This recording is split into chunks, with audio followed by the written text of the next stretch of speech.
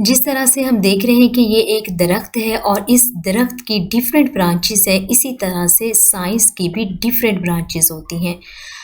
आज हम साइंस की जिस ब्रांच के बारे में पढ़ने जा रहे हैं वो है केमिस्ट्री। हमारा आज का टॉपिक क्या है? What is chemistry. की पॉइंट्स देख लेते हैं।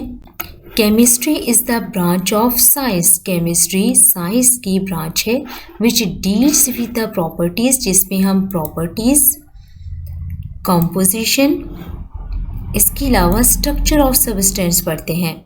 यानी केमिस्ट्री साइंस की वो ब्रांच है जिसमें हम मैटर की प्रॉपर्टीज, कंपोजिशन और इसके साथ साथ स्ट्रक्चर ऑफ सब्सटेंस पढ़ते हैं। इसके भी अलावा केमिस्ट्री में हम फिजिकल और केमिकल चेंजेस भी पढ़ते हैं मैटर की, और लॉज और प्रिंसिपल भी पढ़ते हैं जो इन चेंजेस के बिहाइंड वर्क कर रहे होते हैं।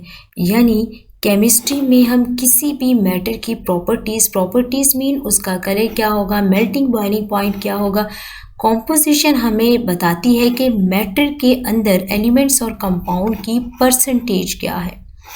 इसके अलावा स्ट्रक्चर ऑफ सब्सटेंस हमें मैटर के अंदर एटम्स की अरेंजमेंट बताती है कि मैटर में एटम्स ने खुद को किस तरह से अरेंज किया हुआ है, ये हमें कौन बताती है? Structure.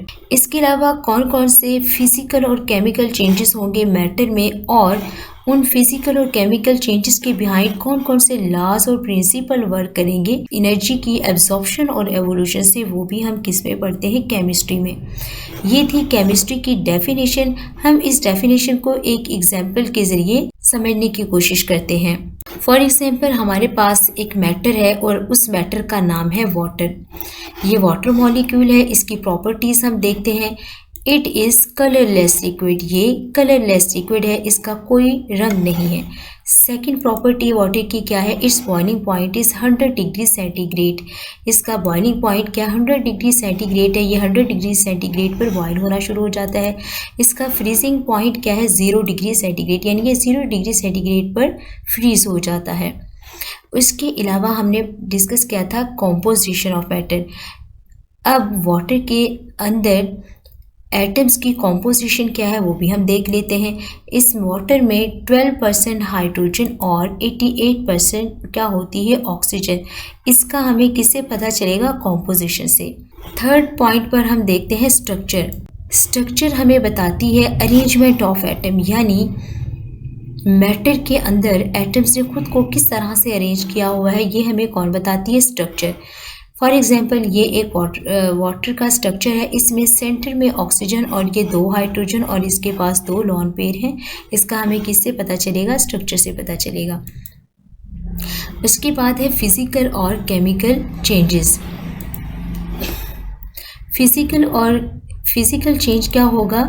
Water change from liquid to solid. यानी फिजिकल चेंज में वाटर लिक्विड से सॉलिड में चेंज हो जाता है 0 डिग्री सेंटीग्रेड पर। यानी 0 डिग्री सेंटीग्रेड पर लिक्विड जो है वो सॉलिड में चेंज हो जाएगा। लेकिन अगर आप देखें तो इसका फार्मूला भी H2O है और इसका फार्मूला भी H2O है। दोनों के फार्मूले सेम है बट स्टेट में चेंज हो रहा है। ठीक है, ऐसे चेंज को हम क्या कहते हैं? Physical change.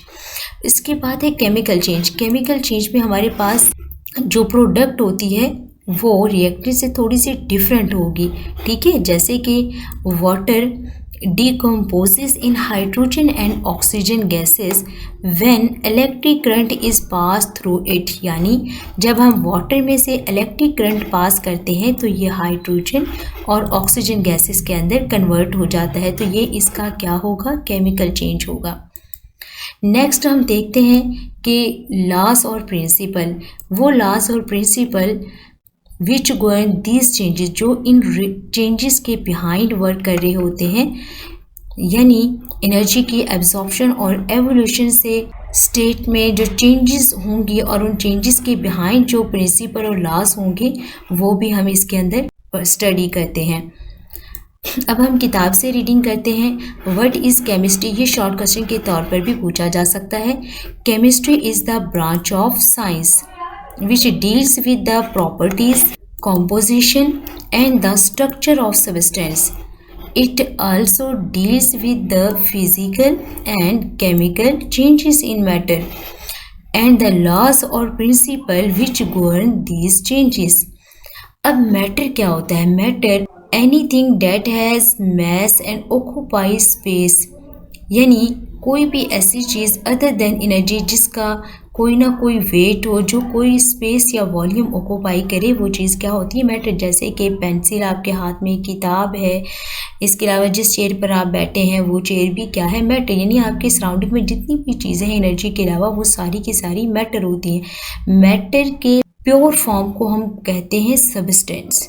ठीक है, अब हम देखते हैं कि कॉम्पोजिशन क्या है, स्ट्रक्चर किसे कहते हैं। एनर्जी की एब्जॉर्प्शन और एवोल्यूशन से कौन कौन से फिजिकल और केमिकल चेंजेस होंगे कॉम्पोजिशन में। जैसे कि हम पढ़ के आए हैं, कॉम्पोजिशन हमें मैटर के अंदर एलिमेंट और कंपाउंड की क्या बताएगी? परसेंटेज।